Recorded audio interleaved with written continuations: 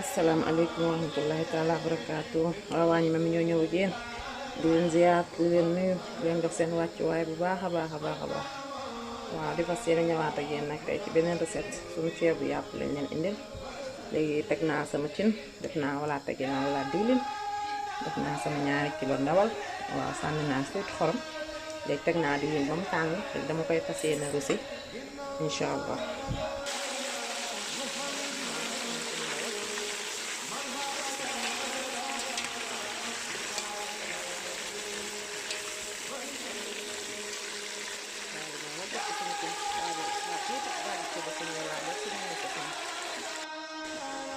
waaw léegi damay ñëw ak yéen ci seen nokkos bi léegi nokkos bi def naa ci poivron vert poivron jaune ak rouge def naa ci laaj def ci kaani dafa guma ci poobar na parce que dama ci dindi léegi def ci sirop bi def ci seedano ak oignon vert mu ci suuf waaw léegi su ma ñëwee léegi moom laay mixé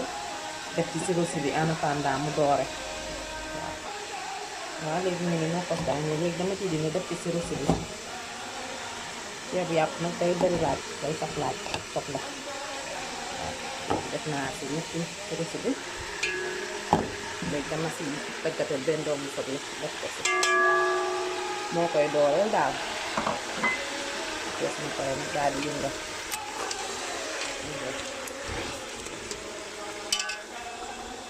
yëngal naa léegi dama koy dëkk nag bàyyi ko nag après moom day doore day demal boppam incha allah. ok nii noonu léegi nag suñu ndawal doore na suñu soble doore na gis ngeen sëf leen bi daal léegi damay fas yéene ñëw comme que kilo liibar ceeb lay sóor léegi damay def 1 litre 500 ak ndawal bi rek ñor na ba pare ceeb bi rek ma def 500 daal di ñëw nag fay sama ceeb daal di dugg sama nokkos daal di sóor noonu suñu ñu baax na léegi sama nokkos ak ni sànni naa ci ñetti xobu laurier def si poobar mooy nokkos ma duggoon sànq laaj poivron seedano oignon vert yooyu moo nekk nii waaw léegi fas yéene ko cee def plus kanamee tuuti suñu ceeb suuf léegi muy noonu léegi damay fas yéene ñëw daal def sama saf-safal tamit daal di ci sotti sama konoor carotte ak laurier ak soble la mu ngi noonu nag suñu nokkos ñor na sàppale nañ lépp ba mu sax sàpp léegi damay fas yéene sóor incha allah fas yéene sóor suñu ceeb léegi mu ngi noonu kilo liibar ceeb laa la waxoon moom laay sóor mu ngi noonu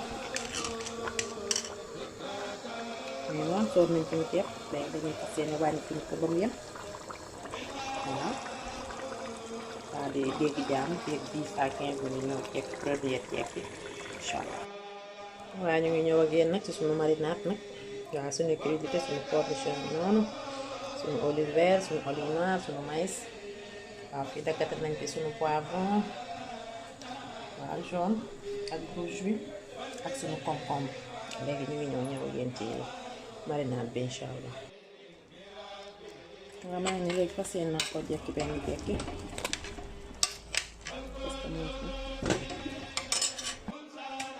ay ca boobu ñu ngi noonu suñu ceeb ñor na xoom léegi si ñu ngi ñëw léegi yàkkal leen ko ñor na